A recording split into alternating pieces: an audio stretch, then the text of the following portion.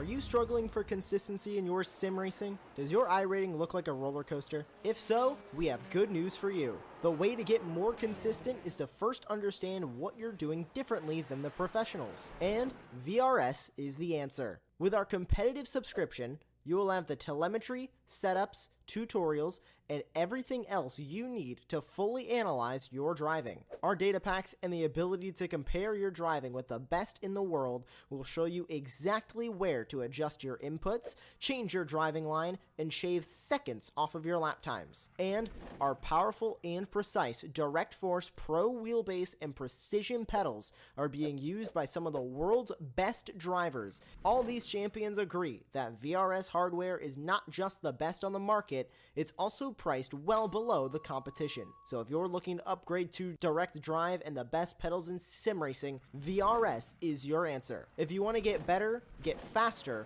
and make it happen sooner rather than later, you owe it to yourself to find out why so many people are switching to VRS. You'll be so glad that you did. Visit www.virtualracingschool.com and learn why the best use VRS.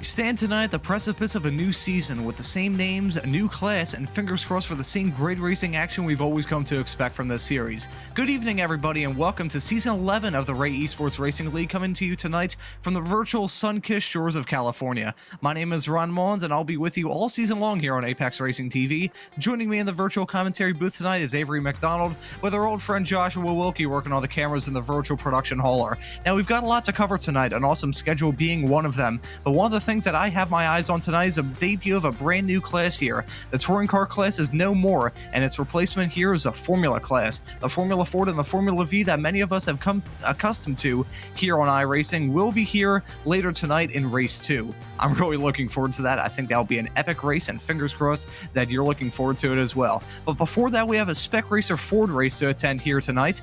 Now, at a track like this where there isn't any disproportionately long straightaways, you know, at tracks like Summit Point where that start-finish straightaway takes up a bulk of the track, and many other tracks that we'll be visiting later on this season, there's really long straightaways compared to the rest of the circuit, but this track doesn't really have that. We could see the slipstream effect play not as powerful as a role as we tend to expect at other tracks, but I'm still fairly confident that we're in for a burner of a race tonight. So to pass this off to my partner in crime tonight, Avery, thank you for joining us this evening, my friend.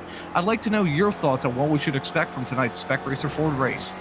Well, you come to a group like this with the Ray Esports, the Spec Racer Ford they know about it, and they're coming to a track at Laguna Seca, which may look easy at some parts of the track, but there's very good spots to make mistakes. Take a look at Bradford Gould here. This is one of the spots. If you don't get through this corner properly, you can go right off into the kitty litter and hit the tires, and then you're going to go up the hill to another tough spot. This whole track has opportunities to make mistakes, and the one who's going to win tonight is going to be the driver who makes the least amount of mistakes.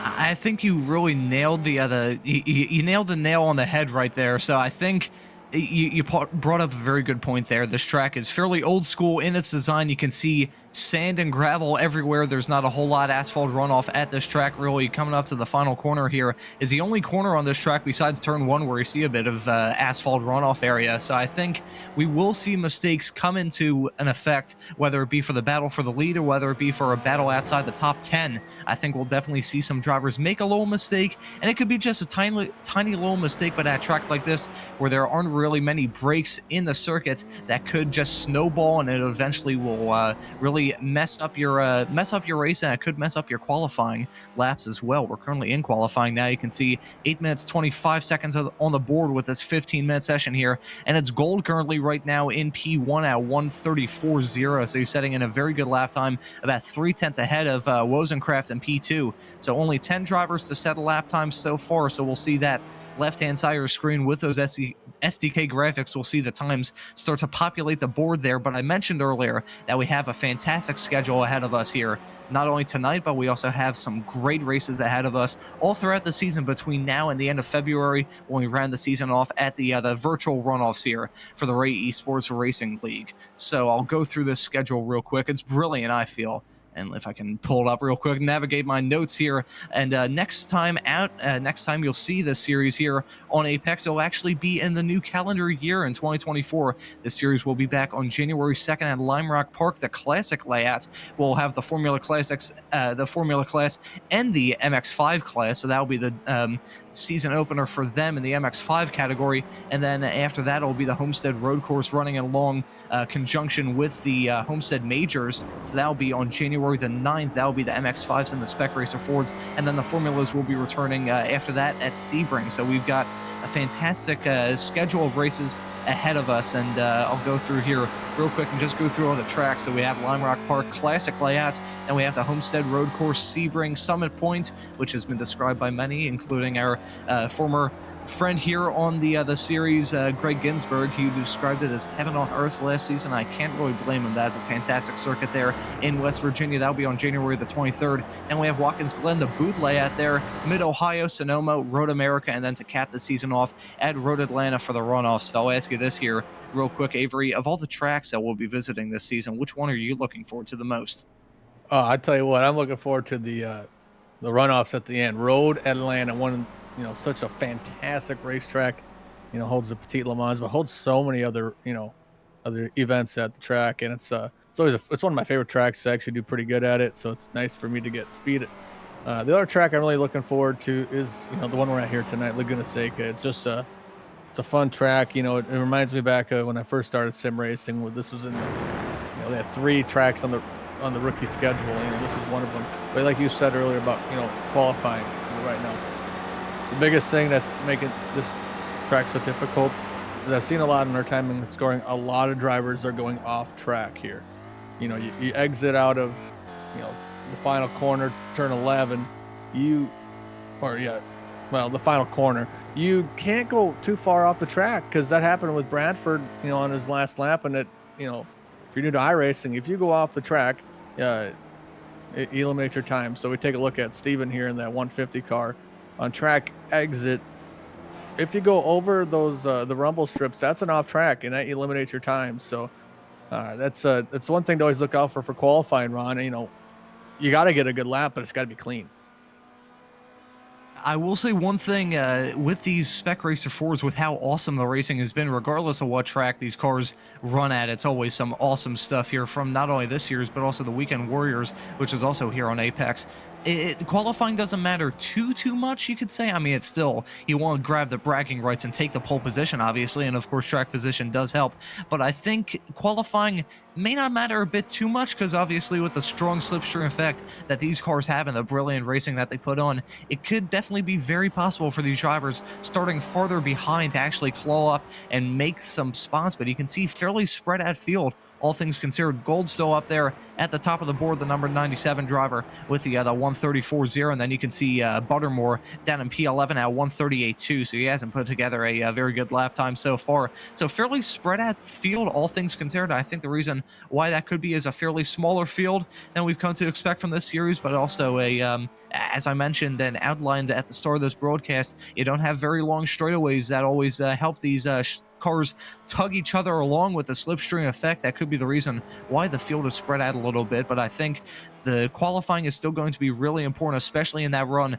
coming into the Andretti hairpin there, which is really the turn 1. Of course, the small little kink there, the protuberance going to the left is technically the first corner here, but I count that Andretti hairpin the first real braking zone on this course and a real test of the driver's skill. That, in my opinion, is the first corner on this circuit, and we're following Kramer currently in the 5th position here. He is going hard on the brakes, trying to woe that car up and scrub off as much speed as he can to go through here. It's a very tricky course to master, and you can see him running a little wide going into the kitty litter and making a little bit of a mistake there, so that will invalidate his time, and actually I believe that'll be his last time in the session, since we only have about a minute and a half left from this session. It's looking very good for Gold right now. He's not even on track right now, so he's feeling fairly confident in that lap time right now.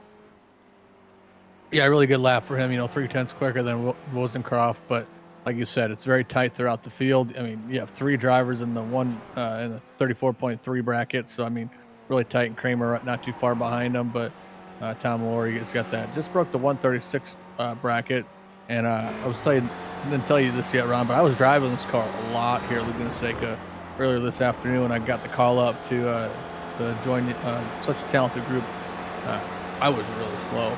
I mean, it was tough. Like, you were just like the Spec Racer Ford, I'm pretty decent with it when you go to like Summit Point, but how tricky this track is. Like, you see Tom going through the corkscrew very well, and then turn 9 right here is a very important turn, because if you just don't get that run going into turn 10 here, your next right-hander, you lose the rhythm. And that's one of the big things with the Spec Racer Ford. I've noticed it's all about keeping a good rhythm and just being smooth, because if you just get out of that rhythm just a little bit, it can really hurt you. And Tom, he's put on a good lap here. We're really excited to see what he's going to be able to run here as he'll complete his qualifying lap. We'll see if he's going to be able to move up the field.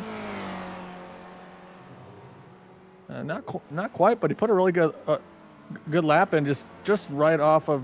I actually did kind of get it, but man, what a good recoup for him, just to get a little bit faster. And as they get through the night, expect these drivers just to get a little bit faster, to get a little more comfortable with the race car. Yeah, I think that point you mentioned there of comfort is going to be really important. With these cars, no downforce really to speak of. You're really relying on that mechanical grip, and that track as tight and twisty as WeatherTech Raceway Laguna Seca. You really need to be confident in your race car. So we're going to see the drivers with the most amount of confidence. They're not going to make those mistakes that can damage your chances in the race and qualifying, as we're seeing a mistake there coming out of the final corner.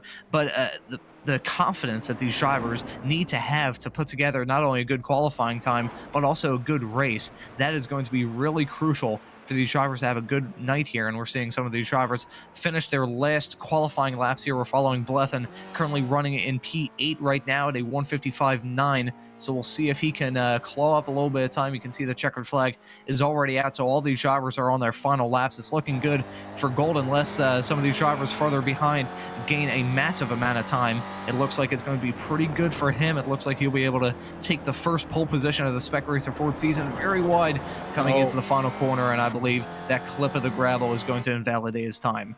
Yeah, it's such a tough spot on the track. I mean, you just gotta, it's all about how you enter that corner, because if you have a bad corner entry, it just makes it even tougher. So I think there's about a minute left in the qualification room.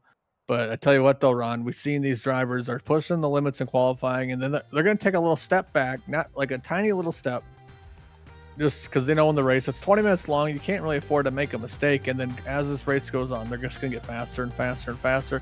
Not just because of you getting more used to the car, but the fuel load's going to come down a little bit. But it's still a really good field, 11 cars here. If you're tuning in, make sure you don't leave. We got another race after this one with this Ray Esports crew. So 2 quick races. I think it's such a great thing that, Stevie Ray puts on just to, get some, an unofficial SCCA league. And it's really cool to, like when I called this series about 4 or 5 years ago, a lot of the same drivers are here. And that's when, you got something good going on, when you can have that repetitiveness with the drivers. So just an honor for us here. And looks like we're getting ready to take the grid, Ron. Well, amen. I couldn't have said it better myself. Steve does a great job with this series, and even though we don't have the biggest grid in the world, it's still great seeing a consistent cast of characters from this series. I believe we might get our starting grid here in a few moments' time. Qualifying is officially round up, and here we go. Here is the grid for tonight's Spec Racer Ford race to kick off this Ray Esports Racing League season. You can see Bradford Gold taking the pole position there at a 134.043, a very good lap time from him, about 0.3 of a second ahead of Andrew Rosencraft in P2, the California driver. Rounding off your front row, that's Chris Montgomery in P3, a little bit farther back, and that's Charlie Vaccaro in 4th, Trenton Kramer in 5th. Stevie Ray, the series admin, he will line up this race in P6, and that's John Vogel in 7th, Stephen Blethen in P8, and that's Tom Laurie in 9th, a little bit farther behind, about a second back of his next starting driver, and that's Joaquin Enfinger in P10, and then Wayne Buttermore rounding off your field in P11, about 4 seconds behind your pole sitter. So we'll see if you can try and put in a more representative performance and claw up some positions in this race. The qualifying is really tricky with a track that is so tricky and easy to make a mistake and easy to get your lap times invalidated. So I think come time for the race, we might see a little bit of argy-bargy action, some drivers kind of giving each other the boot scoon boogie, especially coming through the corkscrew. We might see some action there. Of course, that corner is synonymous with the action that Brian Herta and Alex Zanardi put on there back in 1997, if I'm not mistaken, coming through there with the pass that Zanardi put in to take the victory there in the dying moments of that race. This track has put on some beautiful moments throughout the season, a layout which has remained fairly unchanged ever since the circuit first came to be. Of course, it has small little shortcuts that started here at the Mario Andretti hairpin and kind of skipped out this little inside protuberance of this track, but it's still a fantastic circuit, very well renowned in the world of motorsports, has that corkscrew, which is one of the most infamous corners in American racing. And I think, fingers crossed, at this very challenging track that we're going to see some drivers put on some good racing, but I think we'll also see some drivers make some mistakes tonight. I'll ask you this real quick here, Avery. What kind of a race do you think we're going to see? Do you think we're going to see some hard pumping action, or do you think we're going to see a race of attrition? I think we're going to see some hard pumping action, especially in the beginning. Andretti hairpin turn 2 is such a tough turn to defend if you're the driver in front. But like we said, this is a tough track. Turn 6, especially, as you see, go under the VP Racing fuel sign. If you just hit that curb a little bit too tough, you need a good run up that straight, and it's just really going to hurt you. And then you're going to work up the hill, go to the corkscrew. Now the corkscrew is tough because if you just go a little bit too, push it a little too far, or maybe go a little bit, ease up into it, you got to hit it just perfectly to maintain your pace. And then, as you see, go down the corkscrew. It's a tight spot right now with Bradford Gould, your fastest driver. So he's going to come out here, and the biggest thing you want to do is you got to swing a little bit to come out into turn 9, and then set up the turn 10. Very tough spot with 10. Like I said, you got to have a good flow, and we'll see if Bradford Gould can flow his way to the lead or to the win. I think, yeah, turn 10 is a very tricky corner. We're seeing the field go through there now. I've made plenty of mistakes there in the sim, as we see the Porsche pace cars made that hard left turn to go down the very tricky pit road here. These drivers won't have to deal with a pit stop, but they do have 20 minutes, my apologies, ahead of them to kick off this season. You can see the green flag is out and the drivers are on their way. It's going to be a fairly long run here in these fairly slow Spec Racer Fords to try and get into that turn 2 braking zone of the Andretti hairpin. You can see it's an even keel start for the front row drivers, but farther behind there's a bit more tussling. There's some being and banging farther behind. I think I saw some drivers in the top 5 roughing each other up a little bit, but it's a fairly clean start all throughout. Some off-track action farther behind, but so far everyone has kept it clean. We're seeing some side-by-side action here with some drivers coming through the challenging turn 3. You can see some dust being kicked up after a driver ran wide, but right now it's a fairly clean start with all these drivers. We'll see if they can continue this throughout the first lap.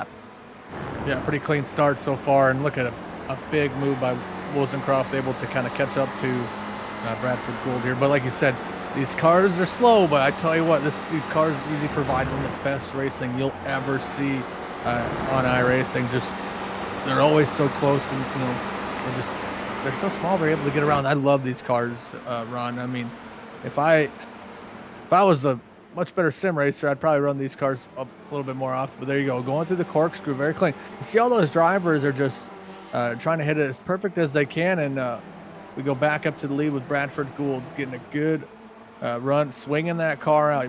It's a good swing as he goes through turn 10, and he's going to set up for the final corner and turn to make a good corner here. If you don't get a good run out of this onto the straightaway here, Ron, it's just a struggle going into turn 2. We'll see if Wozencroft can catch up and make a move. Yeah, we'll see if he can try and do that going into the Mario Andretti hairpin. But meanwhile, farther behind, there was some action with Chris Montgomery and Trent Kramer. And I also saw John Vogel go off coming into turn 10. But here you go, going to try and get the move done around the outside. I don't think he's going to have the pace, but he's going to try and come for the switchback here. Not close enough. He doesn't get the move done, so Wozencraft stays in P2. Meanwhile, farther behind, we've got some tussling there.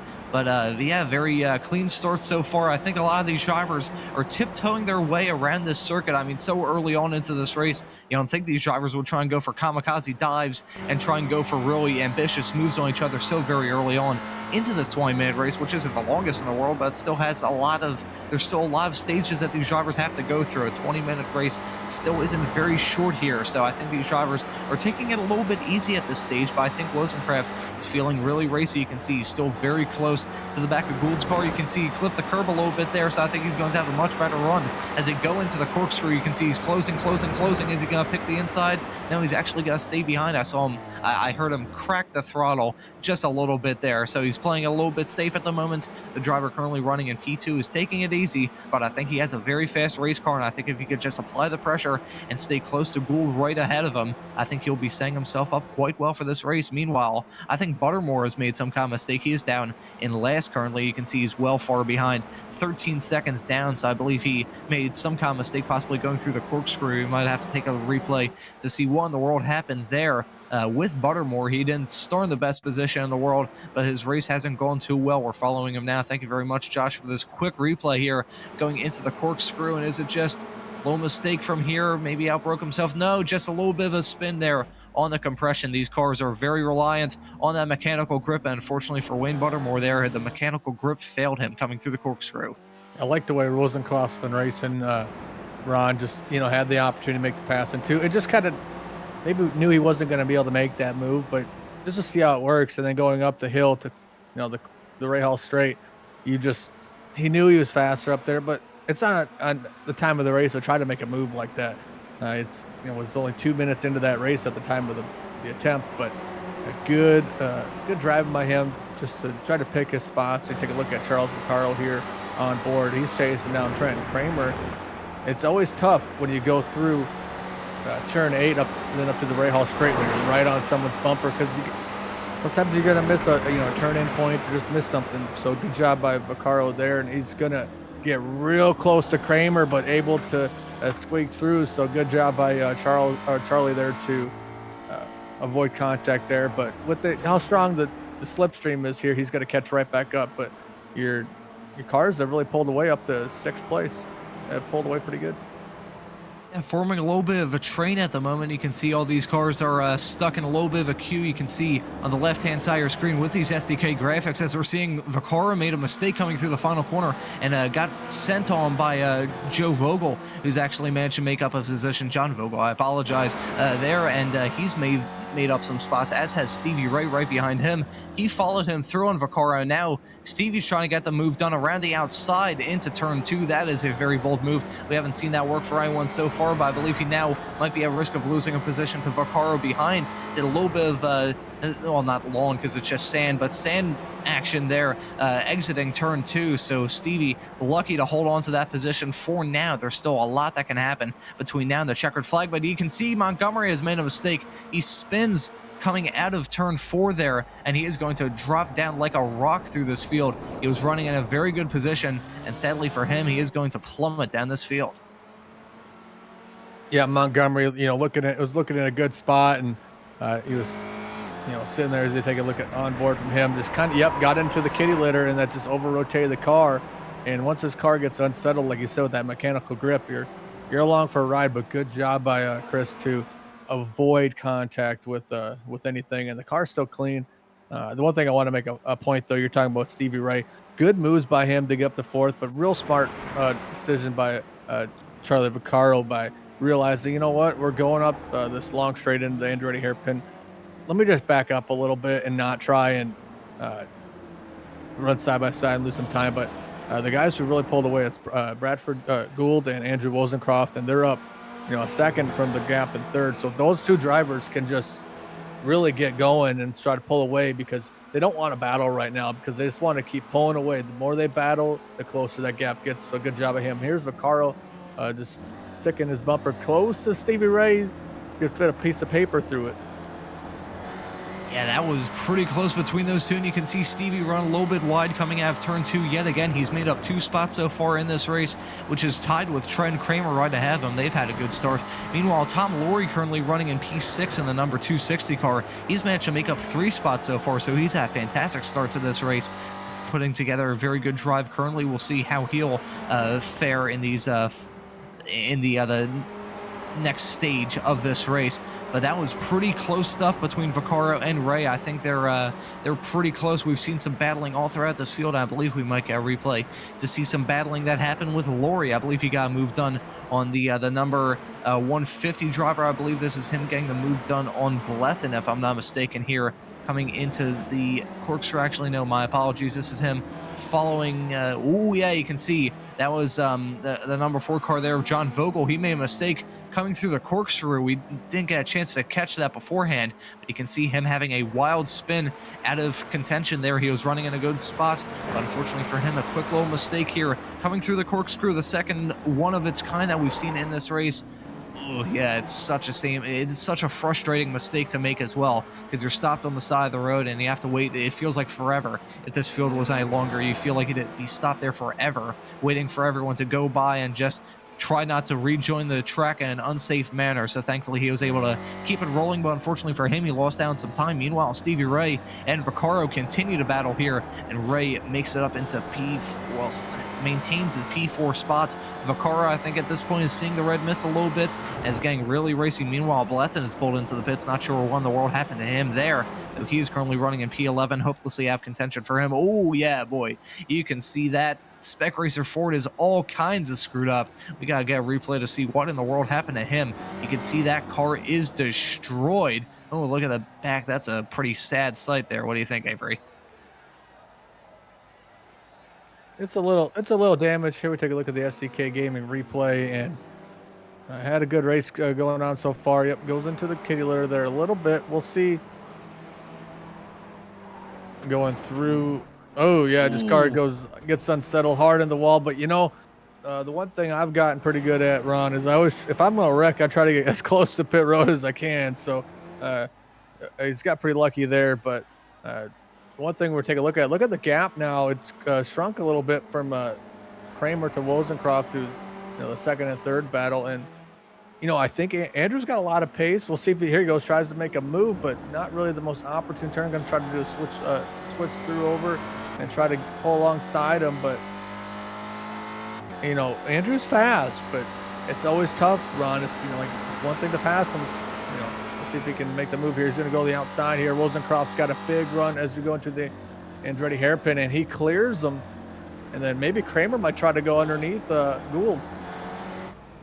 I think Kramer is seeing these two battling, and that could be the reason why that gap has really cratered between those two. You can see the gap to the other drivers further behind between Kramer and Ray has really increased dramatically over the past few moments of this race. So you can see it's now a three-car battle. It's the three horsemen here trying to battle for the win. That was a good move there from Wozencroft to get the move done. I was expecting him to get the move done.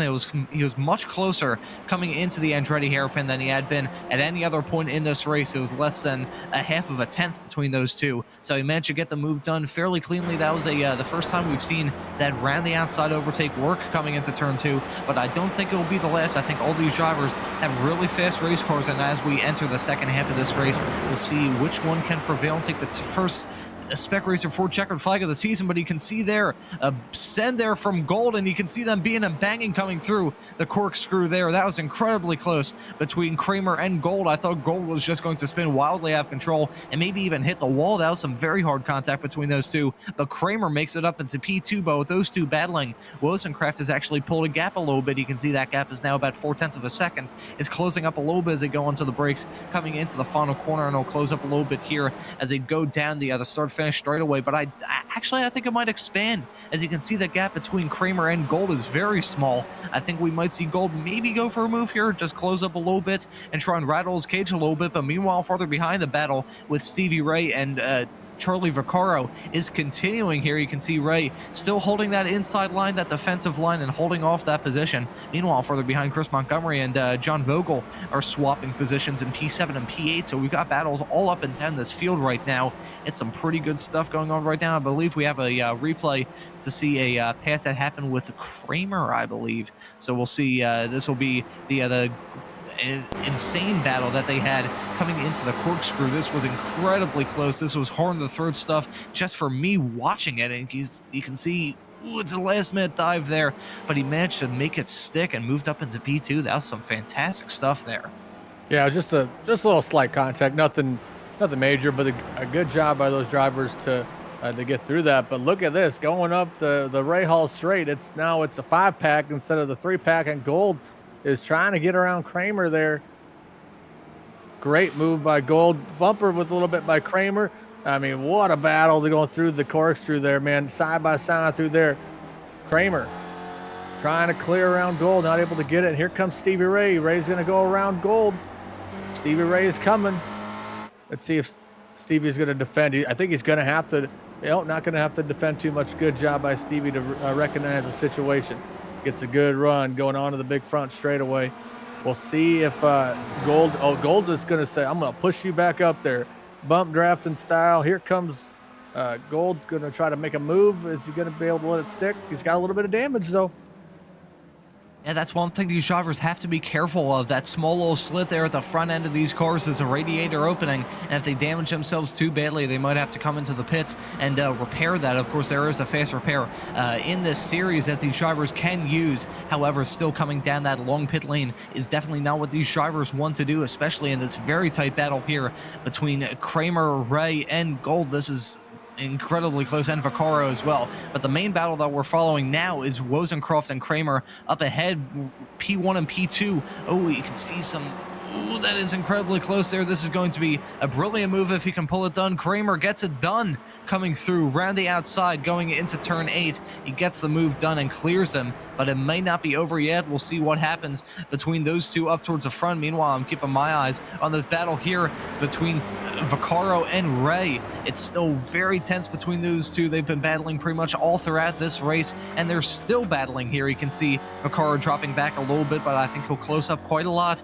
by the time they get into the Mario Andretti hairpin. He'll get that slipstream of the cars up ahead. You can see Stevie Ray going very slowly coming through turn 9. I don't know what happened to him there, but it's still very close with these drivers up towards the top 5. It's fizzled out a little bit, but it's still incredibly close. You know, we're talking about the Ray Esports League when you have a 1-2 battling, and then you've got the 3 other drivers right behind them battling as well, and we're calling it a bit of a fizzle out. That was some brilliant stuff when they were battling all 5 of them, but now that we've got 2 battles, it's still awesome to watch here. You can see Stevie Ray has the fastest lap of the race, but you can see Wozencroft ran horribly wide coming through the hairpin there, and is going to lose that on that spot to Gold. They're going side by side coming into 3. We'll see who can prevail in this. I believe Wozencroft will hold on to that position just barely, but that mistake cost him dearly. Yeah, Wozencroft starting to slip a little bit. I just, maybe tires got a little hot or something, and here comes Gold. Gold's like, hello, I'm going to try to get around you, and get a good run, and Stevie Ray and Vaccaro side by side behind him. I mean, that's what you come to expect with this Ray Esports series, side-by-side racing, good, clean, people giving space, and now there's a single file at the part of the track that you want to be single file. You don't want to go side-by-side through 6. So good job by the drivers to get through that. And here comes Wozencroft going to try to go around Gould this time, and able to, kind of get stick, but, if you have the inside line, like going in the corner, like Bradford did, you're just going to get a little more grip, get a little bit better run, and able to move back up the second. But Trenton Kramer has pulled out to a 1.5 second lead, and he's looking in his little tiny mirrors going, thank you guys, please keep racing so I can keep pulling away, because we only got 4 minutes left of this race, Ron. Yeah, not a whole lot left here, so I think it's looking good for Kramer. It's looking horrible right now for Wozencroft. He went extremely wide coming through 9, did a little bit of off-road action there, and has actually fallen back. He lost that position to Stevie Ray before he made that mistake, then went wide, and now he's fallen into the crutches of Vaccaro behind. You can see a little bit of smoke from a lockup farther up the road, but right now we're looking at Vaccaro, who I think might try and size up a move here to get the deal done on Wozencroft to move into P4. I don't think Wozencroft, even if something cataclysmically wrong happens to him in the late stage of this race, I don't think it'll cost him too badly. Even if he loses out in this position with Vaccaro, he'll still finish in the top 5 because Tom Lowry behind is like 17 seconds back, so you can see that gap is massive between them. The driver that we see behind them is actually Blethen, I believe, so it's not really a too big of a threat for Wozencroft to drop out of the top 5, but I'm sure he's still fairly adamant that he wants to stay in that P4 spot, stay ahead of Vaccaro, who's been involved in these battles but hasn't been able to capitalize and make any moves on these drivers. He's just been kind of he's been outbraked by Stevie Ray. He saw him do a lot of attempts at a move going around the outside into turn 2, but it just never really worked for him. So I think he might try and size up one move in this race, and that would be to move into P4 with Wozencroft moving back. We'll see what happens there, but we're following Stevie Ray in P3. It's a brilliant drive from him to make it up into the podium places. He, I believe, is a driver that's now made up the tied most positions of this race with Laurie in P6, and actually Buttermore has now moved into to P8, so he's put together a pretty good drive after that mistake that we saw earlier in the race. He's made up some spots and is currently running in the 8th position, but you can see here it's a battle with Kramer and Gold. We thought that this was going to cool off. It was looking good for Kramer, but that gap has actually diminished now in the past few moments. You can see that gap is about 0.2 of a second, teetering around that mark. I think Gold is feeling really racy right now. He's going to try and get the move done. We'll see what happens in the late stage of this race, but I think it's going to be flames here. Yeah, you got to make a move now. Kramer's last lap 1 second slower than Gould and Ray, about a half second there. But here comes Gould, going to try to make a move, because I think you're in that situation right now. I think you really want to be in the lead, just how this track's been going. But one thing I've noticed from Gould, when he goes through the corkscrew, he's in the right spot, but they're going side by side. Good move by Kramer to get going up the Ray Hall straight. So we'll see what happens here. Bradford made the move. I'd count more on one hand how many times he's made a pass on this corner, but just sitting back, going good, because they know they're going to be coming to the white flag this time by. So we should be getting the white flag, and Stevie Ray is only within a half a second of the lead too. So this could be a 3-car battle for the win. I'm willing to bet up to $150 Monopoly money. Apex Racing TV does not condone gambling. That these drivers are going to spend a bulk of this next lap here, the final lap of this race, side by side. I think we'll see them battle coming into one. You can see Kramer going onto the pit wall to try and break that slipstream, but Gold is there to respond. You can see Stevie Ray is going to be our camera car for this battle as they go into turn 2 here. You can see Gold trying to go around the outside. He's going to try and get the move done, but it's not going to work out for him. He runs a little bit wide and was nearly going to lose that position there to Stevie Ray.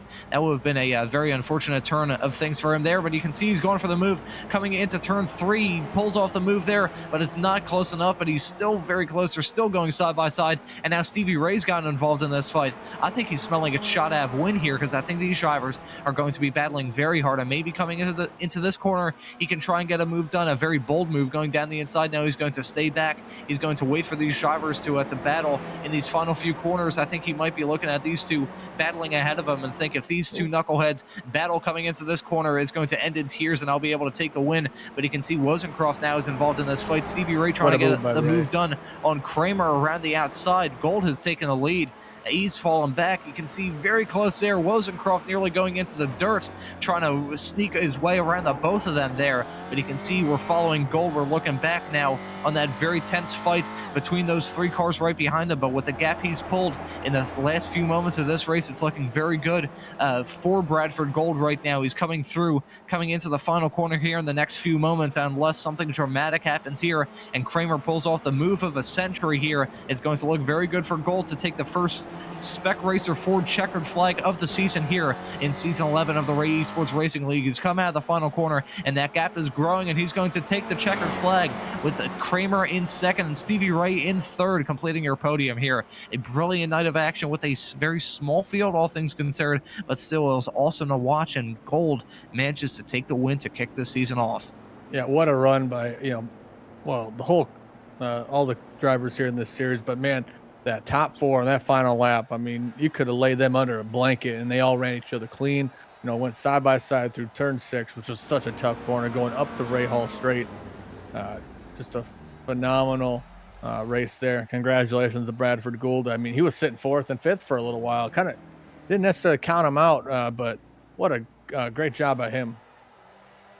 Yeah, that was a brilliant move done. We were kind of distracted by the side-by-side action there, thinking that Stevie Ray was possibly going to get involved in that fight, which he did. And we didn't even neglect to mention the other move that Gold pulled off to take the win. That was a brilliant, just a brilliant race. 20 minutes of great heart-pumping action, and even though those drivers were taking it a little bit easy towards the start, they definitely turned up the wick by the time they were going to reach the checkered flags. I think we might get the results here soon. We have some more drivers, some of the stragglers farther down that didn't have the best of races that are going to be taking a checkered flag here in a few moments' time, but we're looking now at this replay here to see the fight up towards the front. You can see Stevie Ray. I said he was a camera car, and he definitely was with this fight.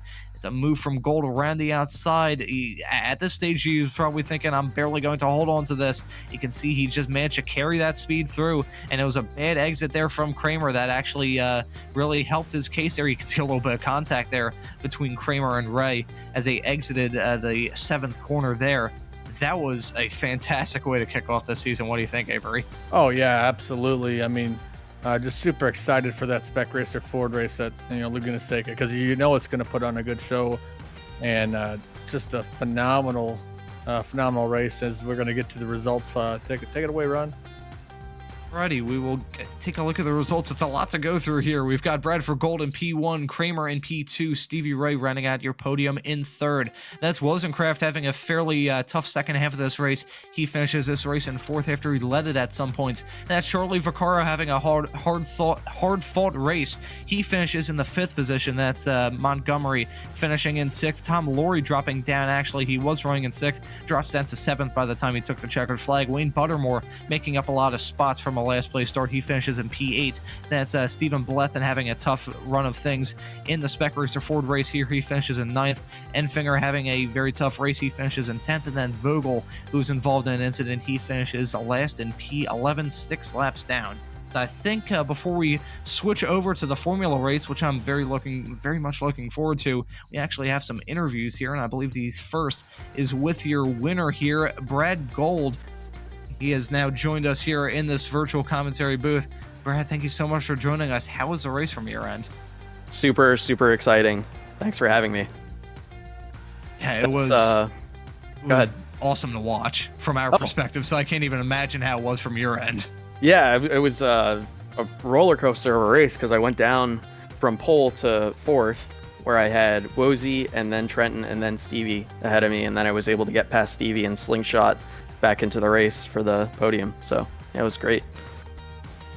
That was a very good performance from you all throughout it. And I'll ask you this quick question here because you definitely pulled off a lot of passing. Was it tricky to pass out there? Yes. I mean, I was holding the inside going into turn 1 basically every time while I was in the lead, but eventually I gave it to Wozy, let him take it, and then I was able to follow him basically just like he was doing to me the first 3 or 4 laps.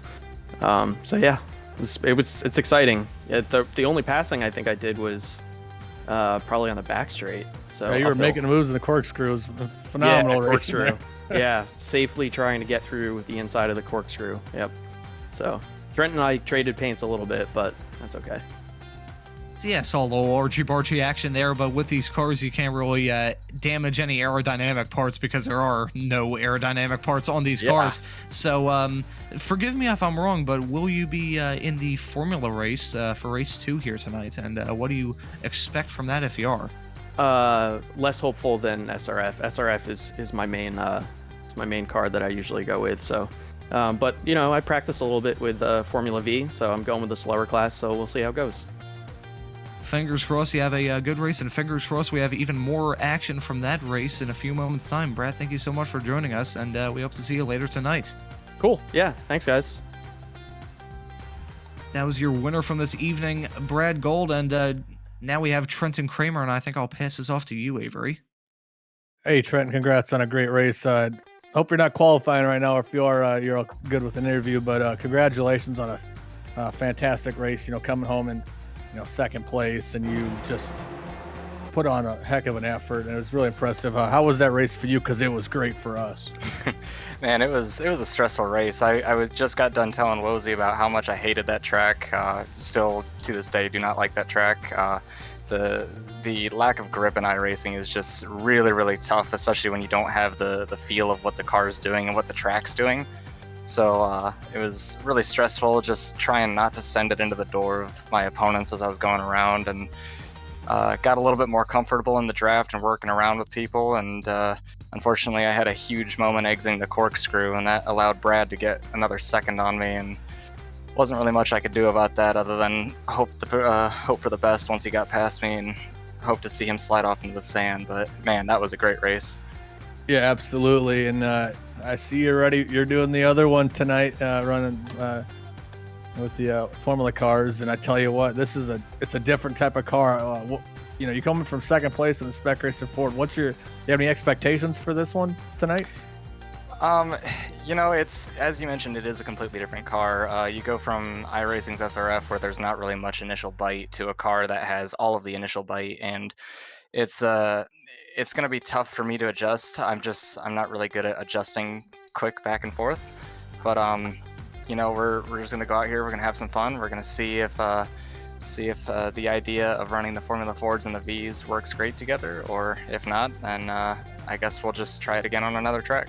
Awesome. Before we let you go, anybody like to give a shout out to? I'd love to give a shout out to CV. He puts out a great deal of effort trying to get this league up and running, especially with getting everybody on your guys' side to broadcast it. And huge shout out to everybody that we're racing with. It's such a great group of people to run with. It's a lot of clean door-to-door racing, and I don't believe we have a sponsor at the moment for SRF. So if we do get a sponsor, shout out to them. Absolutely. You make a great point. Stevie does a great job. Well, Trenton, if we don't talk to you the rest of the night, good luck to you, and we'll see you next week for sure. Absolutely. Have a good one. He made a great statement, Ron. Stevie does a great job putting it together, but the admin can only do so much if the roster is with how the roster is, and they always have a good roster, and it's such an impressive run for them. So fantastic race for the Spec Racer Ford, but this is the one I've been looking forward to, Ron. Yeah, I'm really excited for the Formula race. I believe it's coming up in a few moments' time. We'll cut to some commercials here, and then we'll be right back with race 2 from the season opener here for the Ray Esports Racing League after these messages.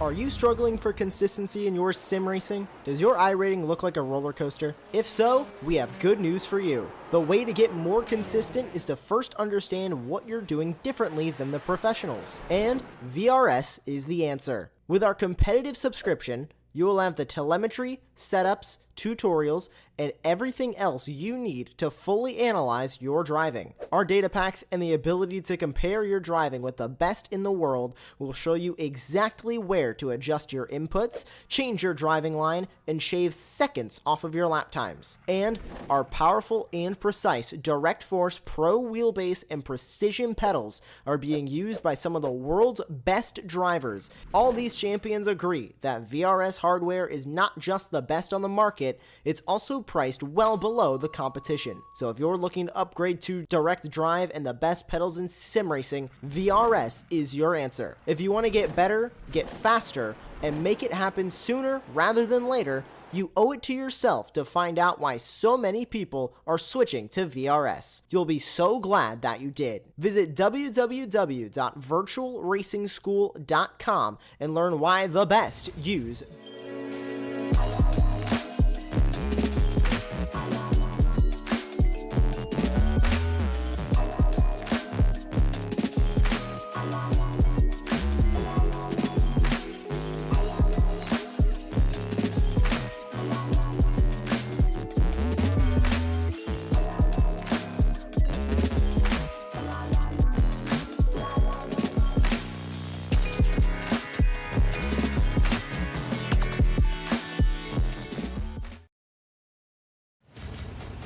Are you struggling for consistency in your sim racing? Does your iRating look like a roller coaster? If so, we have good news for you. The way to get more consistent is to first understand what you're doing differently than the professionals. And VRS is the answer. With our competitive subscription, you will have the telemetry, setups, tutorials, and everything else you need to fully analyze your driving. Our data packs and the ability to compare your driving with the best in the world will show you exactly where to adjust your inputs, change your driving line, and shave seconds off of your lap times. And our powerful and precise Direct Force Pro wheelbase and precision pedals are being used by some of the world's best drivers. All these champions agree that VRS hardware is not just the best on the market, it's also priced well below the competition. So if you're looking to upgrade to direct drive and the best pedals in sim racing, VRS is your answer. If you want to get better, get faster,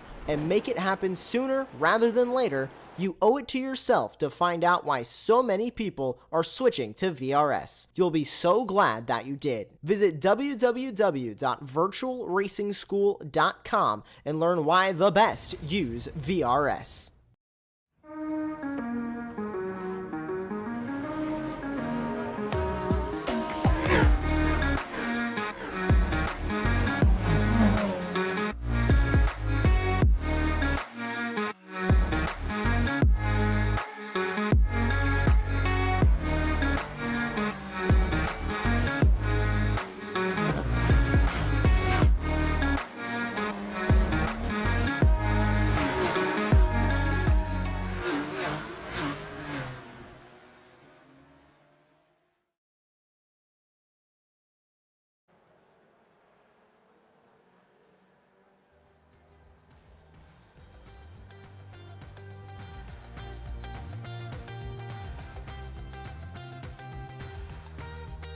Welcome back, everyone. Off the back of a fantastic Spec Racer Ford race, I think we're in store for some great even better action as far as I'm concerned here. With the debut of the Formula cars, they made their debut here on the Ray Esports series back at the other runoffs a few weeks ago, and now they're making their debut here in Season 11 here to kick this season off at Laguna Seca. It was a great way to kick this season off with the Spec Racer Fords, but I think we're in store for an even better race here tonight. But it's a debut of two new cars here. You've got the other Formula 4 that we're following now.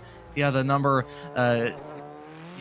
222 there going through the corkscrew. So we've got two different cars to deal with. We've got the Formula V and the Formula 4 that we're following now. We've got a lot of storylines to follow. Now, this being the first race of a new class with cars that don't really let these drivers get away with even the slightest bit of contact, even though they don't really have too many aerodynamic parts to them. You don't want to make contact in an open wheel car, otherwise you're probably going upside down. So I'll pass this off to you, Avery. Since this is the first race with a new class, and there's probably bragging rights up if any of these drivers try and take the checkered flag here, do you expect this race to be one of attrition, or do you think it's going to be one of caution?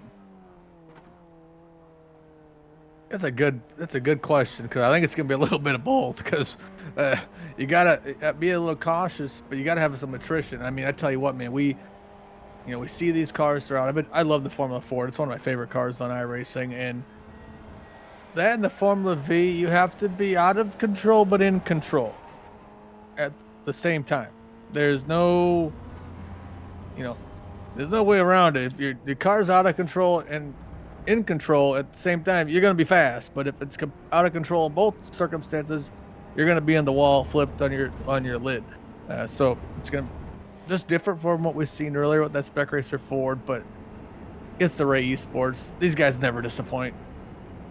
Yeah, I think we're in store for some really good action. You can see Stevie Ray right now is on the pole at a 131.0, and you can see the gaps are a little bit bigger. You can see obviously the massive split between Buttermore and Gold. You can see the split between the Formula Fords and the Formula Vs. But just comparing the Formula Fords, you can see it's a much smaller gap between all these drivers than we saw in the Spec Racer Ford race. So if we have even more of a competitive field here, I think we're in store for a very good race from not only the Formula 4s but also the Formula Vs as well. Looking through their timing screen right now, you can see they're separated by about 6 seconds throughout all the field, a little bit more than that actually, but still a fairly close field between both of these classes. This is a little bit of a loaded question, but what class do you think is going to have the best racing? Me personally, I think I'm probably going to lean a bit more towards the Formula Fords. I like that car more. I've driven the Formula V extensively and I'm fairly bad at it, if I'm being brutally honest. I spin quite a lot in it,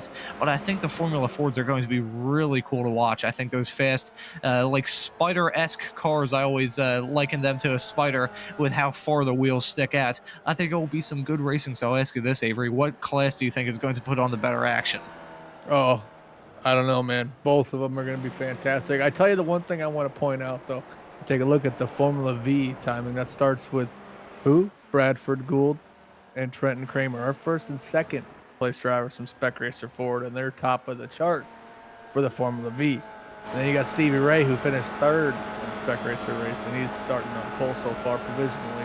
But if anyone has anything to say for it, it's going to be Andrew Wozencroft or Caleb Patrick. Caleb's always fast. He's sitting in third. But see, yeah, that's the very tough part about this track with the Formula V and the Formula Ford. You got to be perfect. Like, the moment for error, there's you can't make an error because you're going to really struggle. But this is where you can learn to drive when you drive a car like this. You can learn the ways around the track, but you're not going the fastest like a GT3 car or an Indy car, but you're going at a really good pace to where you can learn car control, and that's where the Formula V and the Fords are really good for, just able to control the car. You see, take a look at Bradford Gould. They're just perfect through the corkscrew.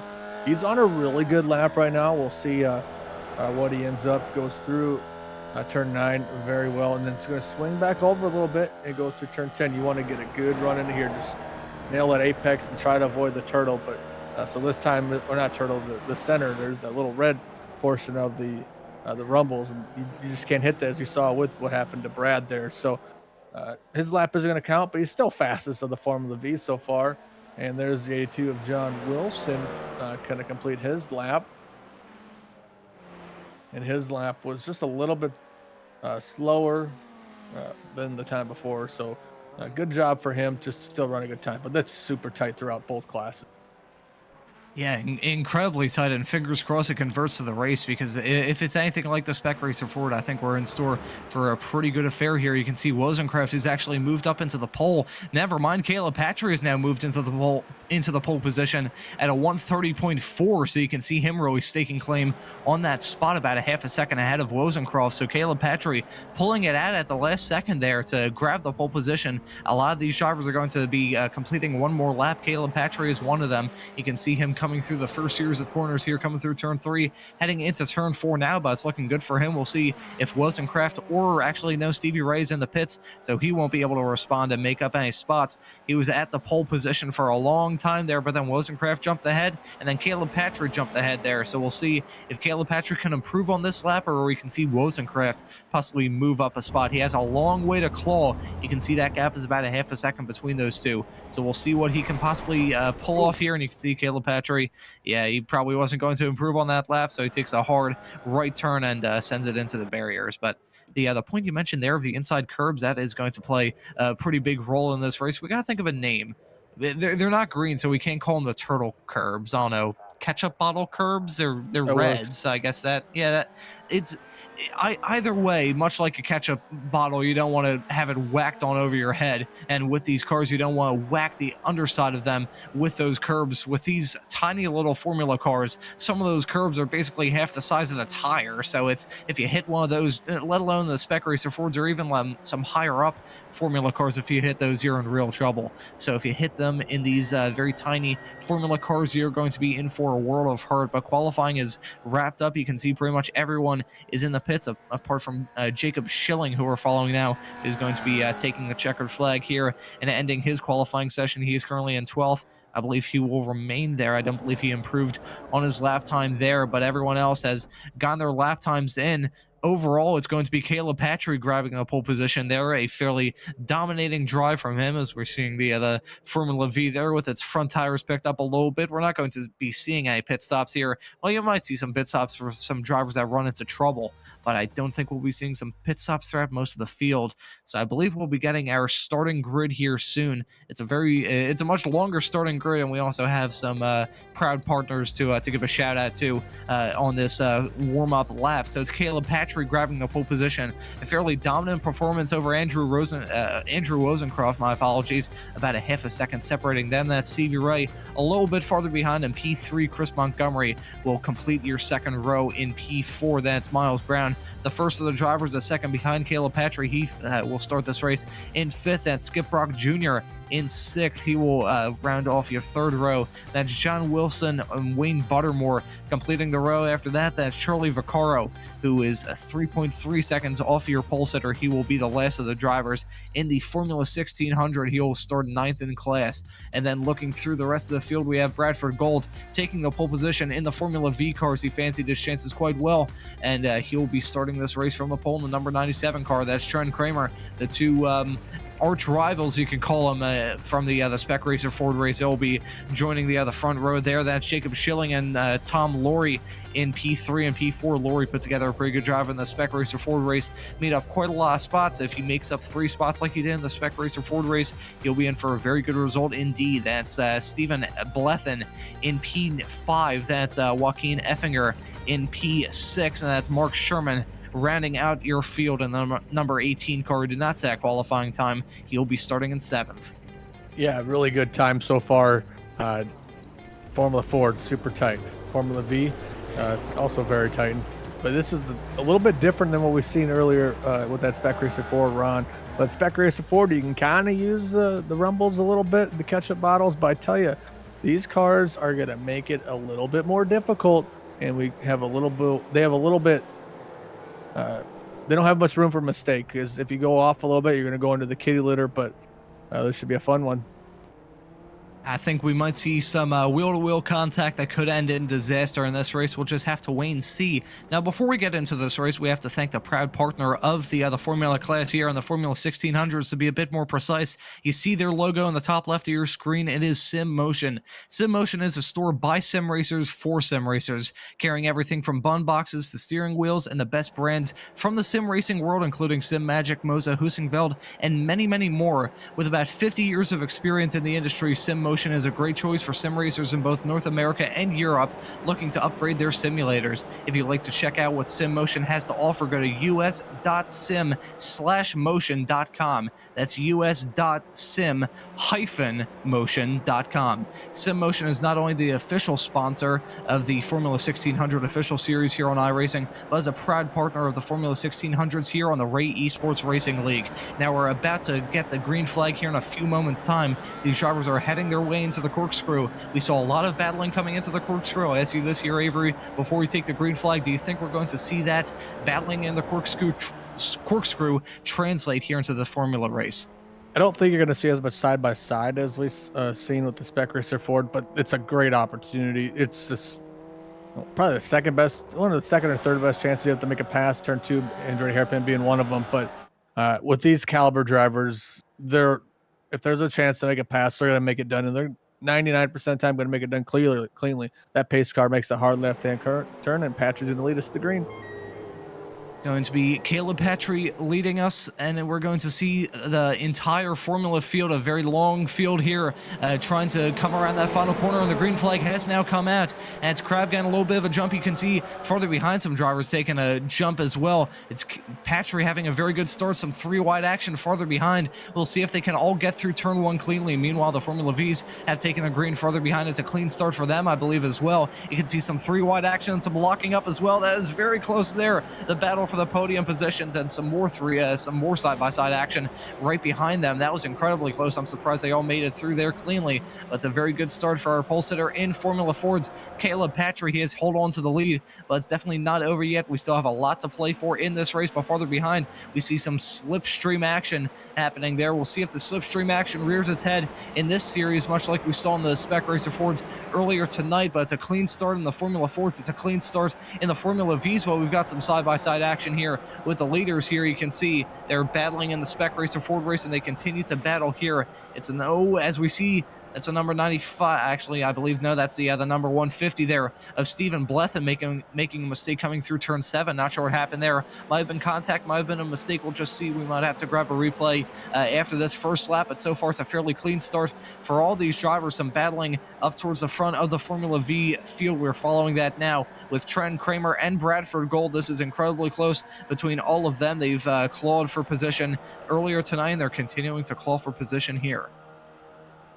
Yeah, take a look back at the SDK Gaming replay with Blethen. Just it's a tough track here. Side by side, doing some battle in there, and just got in the corner. Kind of got onto the kitty litter a little bit and went around, but clean car, so he'll get back going. Plenty of time in this race to try to catch back up. So look to see him try to move up the field a little bit. But here's your battle for lead. You got Gould made a little contact there with Schilling, but they're 3 wide going to the Andretti hairpin. It's super tight. It's Kramer on the bottom, Gould in the middle, and Schilling on the outside, and they're going to go 2 wide for first, and that is between Gould and Kramer. And I like where Schilling's sitting. He can kind of see where what moves they're going to make, and he can try to replicate it. But they're back to single file with Gould leading the way. But yeah, Jacob Schilling is just sitting there. You can put a big blanket underneath them, and here comes Kramer. Kramer going to try to get around Gould. Ooh, this is going to be close here, and you can see a driver farther up the road off. Not sure what happened for him, but I do agree. I think Schilling is in a very good spot. He's kind of just sitting back, relaxing, and seeing these two battle. Kramer got the move done on Gould coming into turn 7. We might see him trying to reciprocate that as we see another car off. Not sure what happened. A lot of drivers going off at this stage of the race, but it's Kramer and Gould going side by side coming into the corkscrew. It's going to be a battle of the last late breaker, so you can get done. You can see Gould there. He doesn't get the move move done quite yet, but Kramer goes off a little bit. We'll see if he had to pick up a slowdown from that. I think he might have gone away with it. Certainly picked up a 1x there for doing a little bit of rally action off track, but he managed to pull off that move as now in P1 in the Formula V category. Meanwhile, we see another car off. That's the Formula 4 there. I believe that's Wayne Buttermore has made a mistake there, is now in the pits. We're getting replays to see what in the world has happened in the past few moments here. We're following Charlie Vaccaro as he goes into turn 7. He's all by himself pretty much, so it might be just a simple little mistake here. A little bit of spinning, yeah, and I believe the other driver further up the road spun, and yeah, it just gets clipped, and you can see that suspension is broken. So Charlie Vaccaro is going to be pretty much out of contention for this race. He has to come back and pick up his fast repair here. Thankfully, these drivers are very happy that they have that option for them, but some drama that we were kind of expecting. We were expecting a little bit of attrition from this race, and it's already come.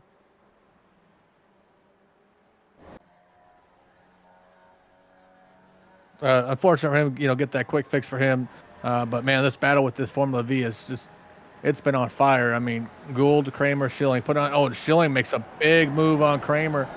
Not able to get the stick. These guys are they're battling so hard, but giving each other room. I mean, you can put these cars under a blanket for for lap 2 and 3, and it's really good job by them as they go up the Ray Hall straight, going to go up to the corkscrew. But Caleb Patry has pulled out a 3.3 second gap over Chris Wozencroft and has just set the fastest lap of the day with a 1:30.56. The only driver to get into the 1:30s in this race, this 20-minute race. But Miles Brown, Wozencroft, Miles gets a great turn 2 out of Andretti hairpin, trying to go pull up side by side with Wozencroft, but just not quite able to get there. So really good job by Miles to catch back up. But you got to keep the pressure on, especially a talented driver like Andrew Wozencroft. It's such a talented driver. If you keep the pressure on him, they may make a mistake, but if you don't put the pressure on, it's just on a Sunday cruise. Well, I think that pressure certainly hurt him in the Spec Racer Ford race. He really dropped back like a rock. He was battling for the lead, then barely got into the top 5. But meanwhile, we're seeing that battle in Formula V continue to heat up here. You can see we're following Gould, who's lost out on P1 there. He was going side by side with Kramer. Kramer is now in 6th overall P1 in the Formula Vs here, but still incredibly close. I think Schilling is probably looking at these two battling as hard as they have so far in this race. I mean, we're barely even a quarter of the way into this race. We're only 6 minutes in here, yet they've still been battling so hard. They're going to continue to battle here. Coming into turn 7, Gould trying to get a move done, going around the outside. We'll see if he can pull it off here, much like he did in the Spec Racer Ford race. But as these drivers have been battling, Skip Brock Jr. has gotten involved in the fight. He had a fantastic run coming out there, and now he's going to take the lead in Formula V. He comes out of nowhere and manages to grab the lead. That was brilliant, but no, he's spun. He's spun coming through turn 8. So Skip Brock Jr., I'm struggling for my words here. He came out of nowhere in this fight, and just as quickly as he appeared, he disappears after an unfortunate mistake there. Yeah. That was, oh no, as we're seeing Kramer have a mistake, and he's clipped the wall. Oh, that is... I think he might have gone away with it there. I'm sure he has some kind of damage on that Formula V of his, but that was... I'm not sure. Maybe he got away with it there. He's dropping back, obviously, because of the mistake. We'll see. No, he doesn't make the turn into the pits, so he might have gone away with that damage-wise, but that's still going to take him out of contention for now. We still have a lot to play for in this race. We're only 7 minutes into this 20-minute affair here, so I think he definitely has the time to claw back and try and regain that spot, but he just really has to be careful if he has any kind of damage on that car. Yeah, we'll take a look at the replay of Skip Brock, and you always hate to see it. He was in the Formula Ford, and he just got into the corner, and then it just kind of spun around. But nobody got collected up, and we move on. But I felt you gotta hate to see it for Trenton for that incident for him. But I like the idea of staying on track. If you pit, there's no chance that you catch him back up. So I like what he's doing. But I tell you, the one thing I've noticed with Bradford, whether it's a Spec Racer Ford or a Formula V, I tell you that car rotates and motivates really well to the lead. So he's doing a great job. I apologize for the fact that I didn't even notice that Skip Rock Jr. was in the Formula Ford. I was wondering, this might be the most tricked out Formula V of all time. He must have nitrous in that thing. I might have to get my glasses prescription changed here in the next few weeks before the next race of this season on January 2nd. But meanwhile, back in the Formula Ford battle, the battle has continued between Wozencroft and Brown, and now Montgomery has gotten involved in this fight. He's a camera car of this. You can see he's a little bit farther behind, probably about 5 car lengths separating him and Miles Brown currently, but he's still involved in the fight and is within striking distance. If these two come to blows here, you can see he's closed up a little bit coming through turn 7. We'll see if he tries anything coming into the corkscrew, but it's pretty close between these two. These cars, as I said earlier, the wheels stick out quite a lot, so it is a little bit easier to try and defend here. You can just kind of position your car in the right spot to try and just take up all the room, and that was actually a very bad corner there for Miles Brown as he's lost to Montgomery. You can see that gap is pretty close between those two. It's closed up quite a lot as of late. I think that will be close. Meanwhile, we continue with this tight battle that we've been following all evening here with the Formula Vs. You can see Schilling is getting the move done on Gold here. They're going side by side coming into 3. I believe Gold will get the move done, but Schilling might try and go for the cutback. No, he does not. So Schilling is now in P2 in class after that mistake there from Kramer. Was briefly P1, but is still fairly close. He's in it for the long haul, but meanwhile, Kramer has closed up that gap. It was about 2 seconds, but now it's actually about a half a second. So he's closed up quite a lot now. Kramer is back involved in this fight. We might see him try and pull off a move here on Jacob Schilling here in the not-too-distant future. So I think Kramer right now is a man on a mission, trying to take the win and re-up what happened in the Spec Racer Ford race and trying to beat his rival from that race. Meanwhile, Gold is trying to make it a clean sweep of the races here, and Schilling is trying to stake his claim on the lead. He's going for the move here down the inside, going into the corkscrew. We'll see how Kramer gets involved in this fight. Maybe he tries to sneak wheel down the inside of Gold. He has, and you can see very close between those two, nearly making contact. That could have ended in absolute tears if they did. They're still going side by side as Schilling begins to pull away. What a move by Schilling. The car, he goes into that corkscrew run. I tell you what, though, if your car doesn't rotate and motivate with the car side by side, well, now here comes Trenton Kramer. He goes from 3rd to battling for the lead. Is he able to clear him? Gives him room. That's what you expect out of the race sports.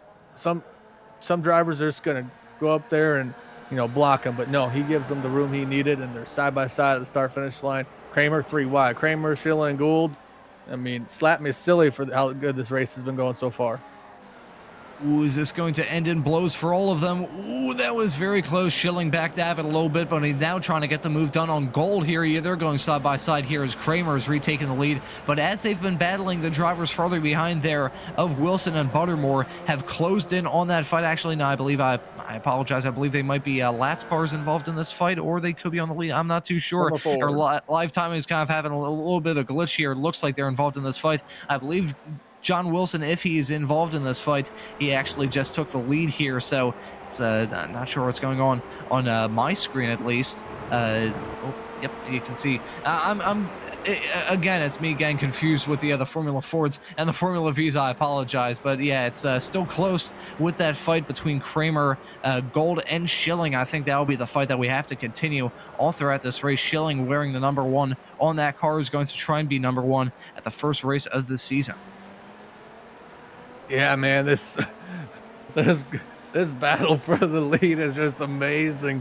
It's Kramer, Gould, and Schilling. These guys are just going blow for blow. It's a big boxing match all over again. But this is what you expect from the race sports. Like I've said it 100 times, the SRF was great. Now this Formula V race is just insane, and the Formula Ford race is just as good. But Kramer gets a good run, and here comes a Formula Ford. You just gotta look out for that. That's good. There goes Blethen. There's a buff from the sky, just showing you how small those little tiny cute little cars are. They're just cruising around so good, and Kramer is just putting on a great run right now, trying to hold off Gould and Schilling. It's just, man, Ron, when we sign up to do a race, this is the kind of race that we all hope for.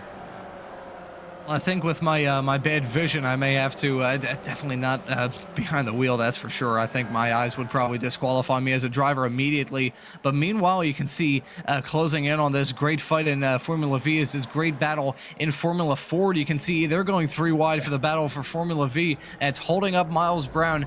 And oh boy, a little bit of contact there. I believe Miles Brown trying to sneak a wheel here down the inside. You can see they're trying to claw for position here in Formula Ford as they're continuing to claw for position in Formula V. But you can see a Formula Ford there appears out of nowhere trying to lap all of them. And actually, it hurt Schilling quite a lot there. They nearly made contact coming through turn 8. That could have ended in absolute tears if they did. But that was still very tense stuff there. And actually, through all of that, Trent Kramer has managed to pull a gap. You can see it's increased a little bit between those two, probably about a second separating them, about 15 car lengths separating Kramer in P1 in Formula V, and then right behind him is Schilling in P2.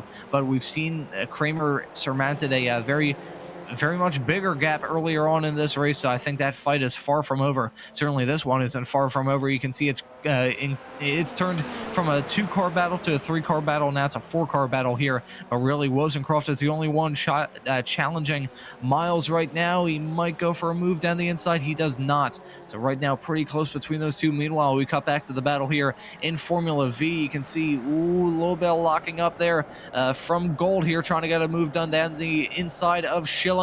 I believe he might be able to get the move done, but he's going to be stuck on the outside here coming into the next corner. I believe Schilling will manage to hold off on that position.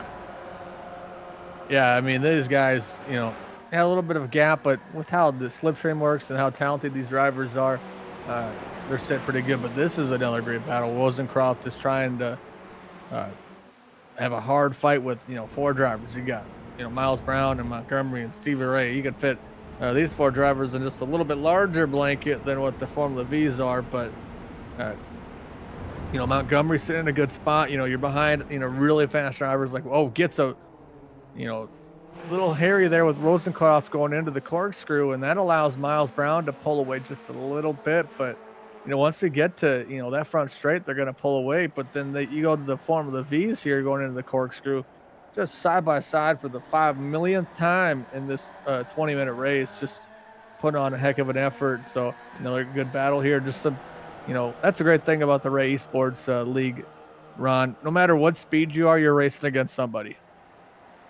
Yeah, it's regardless of what part of the track you're on either. These drivers are always battling. This has been the epicenter of the battles here, and we're seeing it here in Formula Ford's 3 wide coming into the Andretti hairpin, and you can see a spin there for Stevie Ray. Spins on the inside, and unfortunately for him, he's going to drop back like a rock. I believe he might have to negotiate with some Formula V's there as well if he stays off track for too long. I believe he's very slow, bogged down in the gravel, a new reworked gravel here in iRacing, but I believe he managed to rejoin the track as a little bit farther up the road from this massive fight here in Formula V, which is now actually Tom Laurie there lapped down there, so he's not involved in this fight, just getting out of the drivers' ways there. But it's still awesome to watch here in Formula V and Formula Ford. That was some 3 wide action there in Formula Fords. We had seen it in the Formula V's, but on those Formula Fords, which are basically double the width, we weren't really expecting to see that kind of stuff, but we just saw it there coming into turn 1. Unfortunately for Stevie Ray, it ended an absolute disaster for him, but he's still a little bit farther behind, but not a lot of time left in this race, so I doubt he'll be able to catch up. But meanwhile, you can see the battle is now between Montgomery and Wozencroft. Miles Brown has really pulled away. He is now within 1.7 seconds of Caleb Patry, so Patry is actually dropping back a little bit. I don't believe those two will be close enough to start to get involved in any sort of tussle there, but right now, the battle that we're keeping our eyes on is between Wozencroft and Montgomery there. Montgomery in P3, Wozencroft in P4. We can see if he tries to go for a move coming into turn 2 here, the heaviest braking zone on this entire circuit here. Is it going to be a move? No, it isn't. He stays behind for now, but we're in the final moments of this race as we negotiate a Formula V car spun around there in turn 2, but we've entered the final moments of this race. I think we might see these drivers break out their elbows a little bit and start to tussle each other a little bit. Yeah, you got to break the elbows out every once in a while, but Trenton Kramer, unfortunately, is in pit road, and that's going to move the battle. But unfortunately for for Trenton, and Gould is out. But here's the SDK Gaming replay, and going through the corkscrew, it's super. Oh, just gets a little bit collected up, and unfortunately took out 3 cars with that race or that wreck. But man, just it's tough, Ron, when you have these cars with the open wheel. If you can't beat and bang, and just Trenton just comes back out of the pits, but that's gonna give the lead to Tom Laurie, who's we see it. It's just super tight race, and these guys are running right on the limits. Ron, I'm not a guy that puts blame on pretty much anybody. I just said just an unfortunate circumstance that the wrecks happen. It's part of racing. Yeah, I don't really think that's an incident where we have to look at under a microscope to see if anyone's at fault. I think all these drivers were just battling as hard as they could, trying to claw for position. And unfortunately for their drivers that were running in the top 3 all throughout this race in the Formula V, it ends in absolute tears for all of them as they've dropped down the order. But as you said, it's now given the lead to Tom Laurie, who I mentioned at the start of the broadcast, if he had a race that he had in the Spec Racer Ford and made up a lot of positions, he'd be within a real good shot. Right now, he finds himself in the lead with not very much long left in this race. A gap is 8 seconds between him and Jacob Schilling. So right now it's looking very good for Tom Laurie. Started in P4 in class and has now moved into the lead, currently running P9 overall. Unless something dramatic happens here on the final lap, it's looking good for him to take the checkered flag in Formula V to kick this season off. But meanwhile, it looks like Caleb Patry is going to have a fairly dominant win here in the Formula Fords, but our attention is shifted to the drivers farther behind. You can see them all shuffling for position here.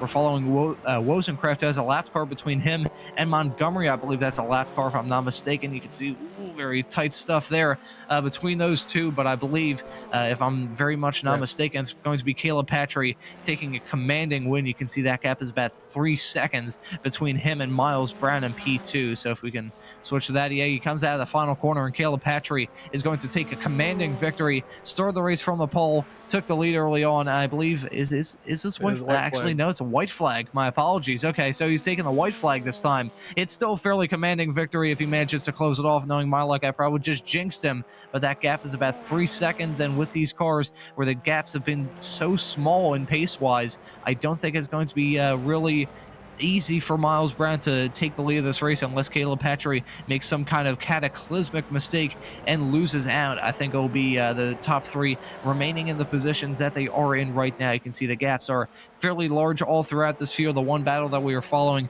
pretty much all throughout this race was in Formula V, and then all the drivers wiped themselves out of contention. We're following Tom Laurie, who, unless something dramatic happens, will be taking the victory here in Formula V. You can see that gap is still massive between him and Jacob Schilling. But meanwhile, I believe Miles Brown has dropped back. He may have made some kind of mistake there. What in the world happened to him? You can see he's dropped back. He's now in P4. What in the world happened to him? We're taking a look at a replay to see what happened. I believe this is coming into turn 7. And it's just, he's all by himself, so must have been an unforced error for Miles Brown. He loses it mid-corner and then spins around and loses his chance at finishing P2 in tonight's race and loses his chance at a podium. That is heartbreak for Brown. Yeah, it might be heartbreak for him, but I tell you what's not heartbreak, Caleb Patry coming and taking that win. 10 seconds is the gap. So every time you come with Caleb Patry in the order list, Ron, watch out for him. But here's the battle for second place. What a run by Montgomery there, and Wozencraft to edge him out.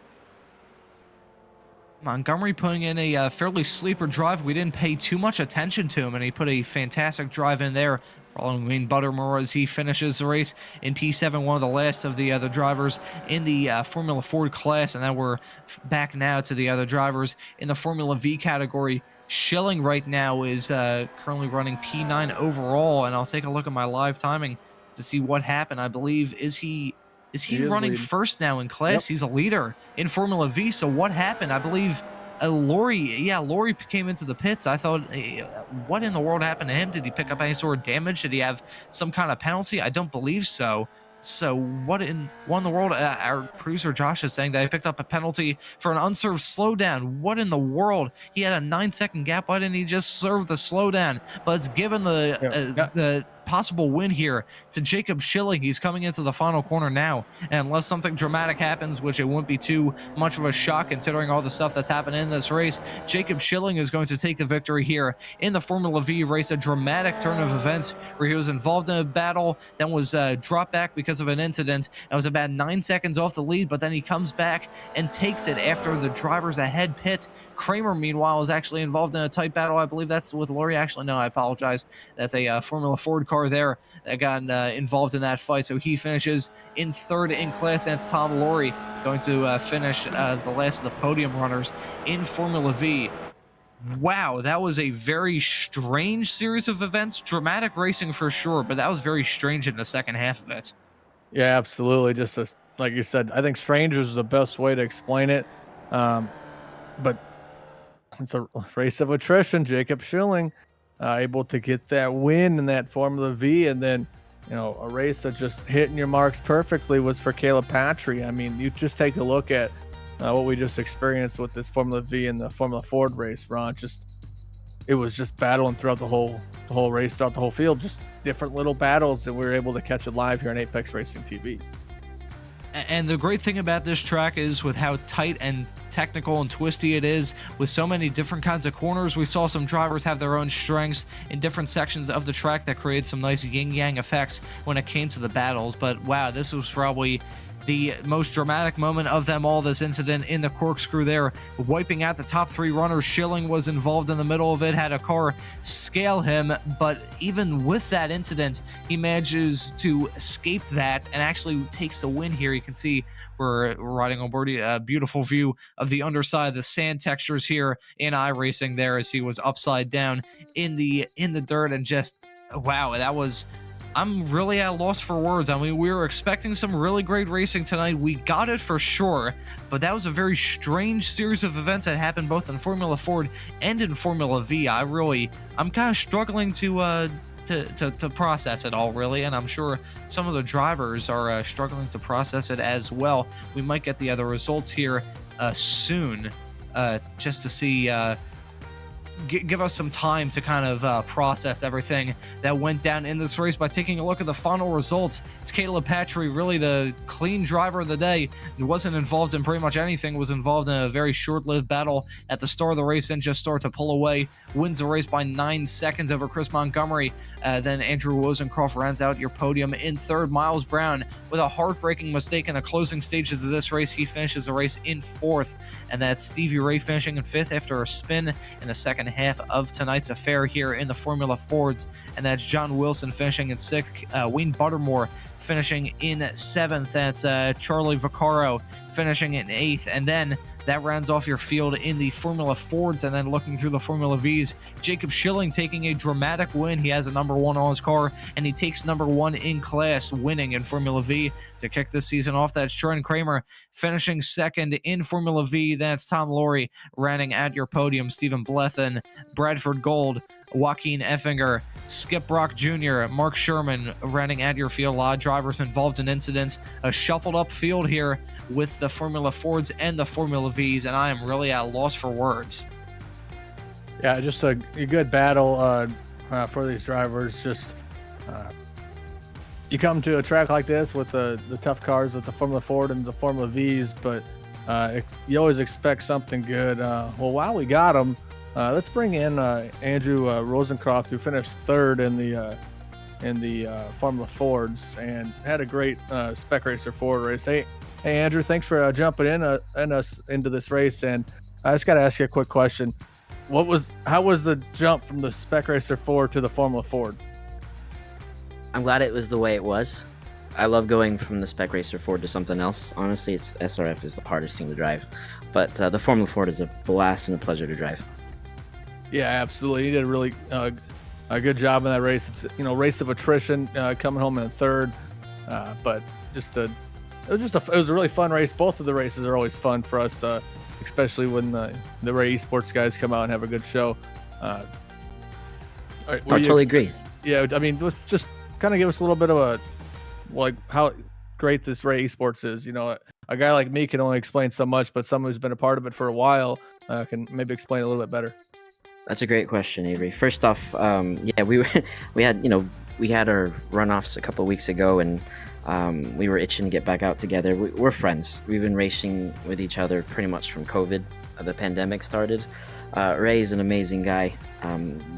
What he does on the Weekend Warriors and what he does here, and with the sponsors he gets who are really involved with motorsports that are with us with SCCA, giving us a different viewpoint a lot of the times, showing us different directions that we can go with our cars or maintenance or storage or record keeping. You know, we've had such a variety of sponsors before, but the people are awesome. You know, I got to meet a majority of them at this year's runoffs at Virginia. I decided to go for my birthday and see everyone, and there was 20 of us, and I felt like I've known them for years, even though we drive together virtually every week. But it felt like we have a bond, and we clicked really quickly. And then we actually have people that are doing amazingly well in the real life as well, that have been doing this virtually with us for 4 or 5 years, or 10 or 11 seasons. So huge thank you to Apex for broadcasting this. My family always watches. I rewatch it, and so does everyone else. And to Avery, I know you and Joshua and Ron. Thank you so much for what you do also in presenting it to us, because it's a blast to rewatch. Oh, and anytime you get an opportunity to call 2 fantastic races like this, that's always an honor. So thanks for putting on a great show, and hopefully we'll talk to you next week. Thanks, guys. Take care. All the best. Happy holidays. Yep, happy holidays to you. What a run there, Ron. Take your pick of who you like. I think you're probably thinking Jacob Schilling. That's who I'm thinking you want to talk to. Yeah, that is, you read my mind right there, Avery. And I think the man that had a very dramatic race from start to finish, Jacob Schilling, talk us through that hectic Formula V race that you were involved in. Yeah, I mean, it was really great racing with me and Trenton and Bradford right from the gun. Qualifying times were really tight. I mostly was trying to stay in the back and just let them duke it out. Change up the lead, stay in the draft, and hopefully get a gap to Laurie there, and eventually ended up catching up. And then that deciding move coming into the corkscrew, I had to run. I was able to get alongside of him, and we were both talking in the waiting room. We both, looking at the replay, there's room, and one of us just moved a little bit or got tapped a little bit and just caused a roller coaster. And somehow I came out of it not getting a meatball at all. And unfortunately, Laurie had to pit coming into the white, which then leapfrogged me and Trenton back up into first and second. So I just want to say, hey, super, super huge thanks to them for making it such a great race. It's my first win in the league, second podium. Adrenaline's definitely through the roof right now. Well, it's one heck of a way to kick off the season, and I'll ask you this real quick. How do you fancy your chances for the next Formula race from this season on January the 2nd at Lime Rock Park, the classic layout? So that'll be an interesting little curveball. Yeah, I love Lime Rock. I've always enjoyed that track. I've done a lot of official races in the V. If I can keep this pace up, I'm not going to say I've got a good shot at winning, but I definitely think I'll be up there in the hunt for that race and the season for the points championship as well. And I'll ask you this quick question, because between then and now we have the new year and of course Christmas coming up here in a few days' time. So I'll ask you this more lighthearted question real quick. What kind of plans do you have for the holidays? Probably not a question you're expecting on this interview. This weekend I get to go home, see the family, short drive, not too far. And then, after the new year, after the next race, actually, I get a nice semi-eventful start to the new year. I get to go down to Ohio and actually meet my girlfriend's family for the first time after we've got an apartment together.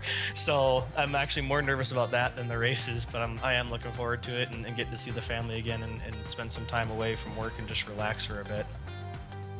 Well, considering one of my best friends is involved in a very similar scenario, my fingers crossed go out to you for that meeting with the family there in Ohio. And we've got a lot of action coming up here. I believe we'll be running at Mid-Ohio later on this season, and that'll also be a Formula race. So hope to see you at that race and throughout the rest of the season. Thank you so much for joining us here, Jacob Schilling. Anyone you'd like to give thanks to or shout out?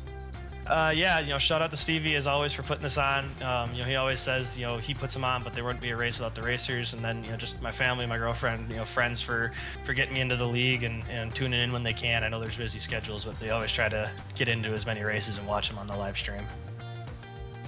Well, thank you for joining us, my friend, and we hope to see you throughout the rest of the season. Thank you guys as well. Have a good night. That was Jacob Schilling, who took a dramatic win there in Formula V, and we have one last man in there in the waiting room. I believe Trent Kramer, who joined us for the Spec Racer Ford race, is here as well. So Trent, thank you for joining us again, and dramatic race from your perspective in the Formula Vs, and just talk us through it.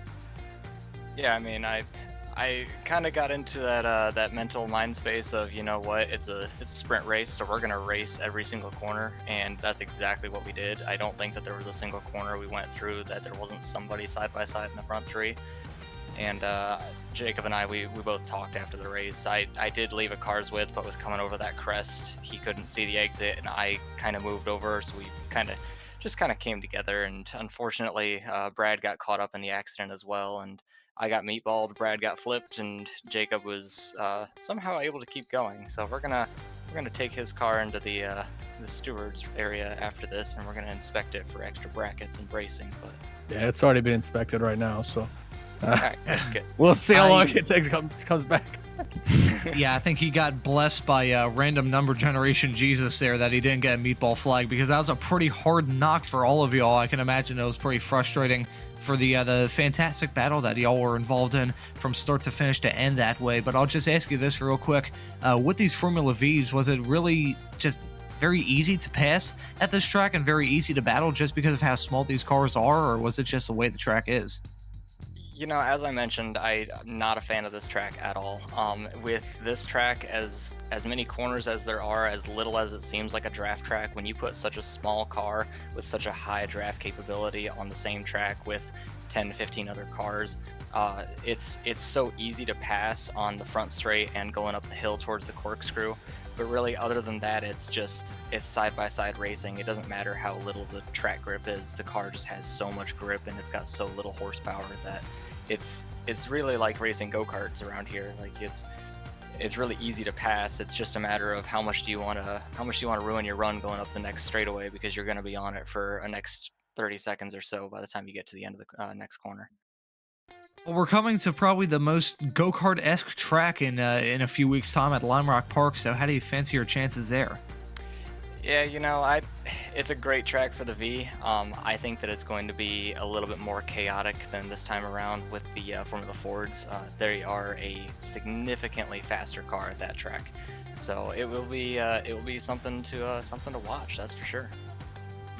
Well, thank you for joining us yet again here, and sorry the second race didn't go too well, but I'm sure you got a hoot out of that battle that you were involved in pretty much throughout a vast majority of that race. So Trent, thank you so much for joining us, and we may have asked you this in the first race, but anyone you'd like to give thanks to or shout out? Like I said, Stevie, he does such a great job with getting everything up and running and getting all the scheduling and the whole website and everything situated for all the points. He does such a great job of getting everything set up, and like I said, it's such a great group of people to run with. Jacob Schilling and Brad Gould. It will not be the last time that we battle, so look forward to next week. Fingers crossed that the racing action that we saw tonight converts into Lime Rock Park in a few weeks' time. Jake, thank you so much for joining us here, Kramer, and we hope to see you throughout the rest of the season. Absolutely. Have a good night, y'all. That was your unfortunately not finished. I believe he did finish on the podium. Let me take a look at my live timing here to see where he finished. Finished just off the podium. Actually, no, he finished in second. My short-term memory loss is really playing me well here, but he finished in a distant second. But I'm sure he's probably wishing for a little bit more from that race and hoping that incident with Schilling didn't happen there. But Avery, that was one hell of a way to kick off this season. I just want to ask your thoughts from not just this Formula race here to round this evening off, but also the Spec Racer Ford race that we saw earlier today. Oh yeah, it's such a phenomenal race. You know, just it's a bummer we're not here next week, but it's obviously understandable. But a great way to open up another season for the Ray Esports Racing League. If you like what you've seen tonight, come back January 2nd, same place, same time, with the MX-5 and the Formula cars. Make sure you come in and watch, because if anything like this is going to happen again, it's going to happen. I mean, these guys always put on a show. They're going to a great track at Lime Rock. The schedule is amazing. Check out their website for all the information on when they're racing and what time. But just a phenomenal group of drivers, and we're just so thankful that we're able to put on a show for them, and because they always put on a show for us and they never disappoint. So always an honor to have them. I mean, I couldn't have said it better myself. It's a wonderful series to commentate. I've always had fun covering it here on Apex Racing TV, and hopefully you, the viewer, regardless of where you're watching this from, have enjoyed it as well. This series never disappoints in the action department. We had 2 brilliant races tonight, and I'm sure we have 19 more brilliant races to come between now and the end of February. Tonight caps off a wonderful year for this series. Great racing, good fun, and many hopefully enjoyable broadcasts here on Apex Racing TV. We'll be off for the holidays, as we hinted at earlier on the broadcast, so we won't have this series coming back next week, but the week after that we will be back. We'll be off for the holidays, as I said, which could explain why many drivers came to chat with us. We've got our milk and cookies out for Santa Claus, but I suspect we may have to restock before Christmas on Monday. Some of the drivers might have come in here just to take a dent in our supply here. So our congratulations go out to our winners tonight and all the drivers for putting on some fine drives and some fantastic racing from start to finish in both of the races that we had. Our thanks go out to Sim Motion for their wonderful continued support of the Formula 1600, the Formula Fords in the Formula Car class. And without them, these broadcasts and this series would not be possible. Many drivers mention it. You mentioned it, Avery. I have to mention it myself. We'd be remiss if we didn't thank Stevie Ray for all the hard work he does behind the scenes to make everything in this series run as smoothly as it does. And lastly, I'd like to thank the 2 fine gentlemen that I've had the pleasure to work with for the past 2 hours. It's been a blast and a wonderful way to kick off this season. I hope that you two feel the same about that. So for myself, Ron Mullins, Avery McDonald joining me in the commentary booth tonight, and Joshua Wilkie working all the cameras in the virtual production hauler, I say thank you all so very much for watching tonight. Have a very Merry Christmas, a Happy New Year, a great rest of your night, and we'll see you all in 2024.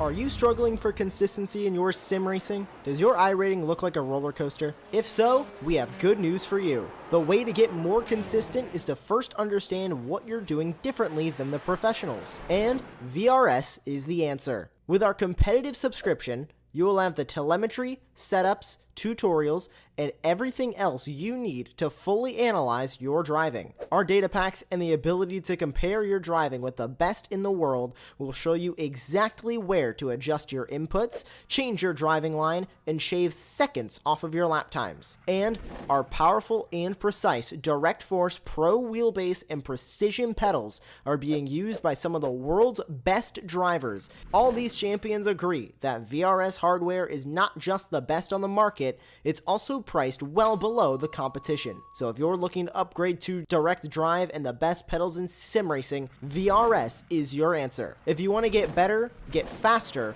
and make it happen sooner rather than later, you owe it to yourself to find out why so many people are switching to VRS. You'll be so glad that you did. Visit www.virtualracingschool.com and learn why the best use VRS.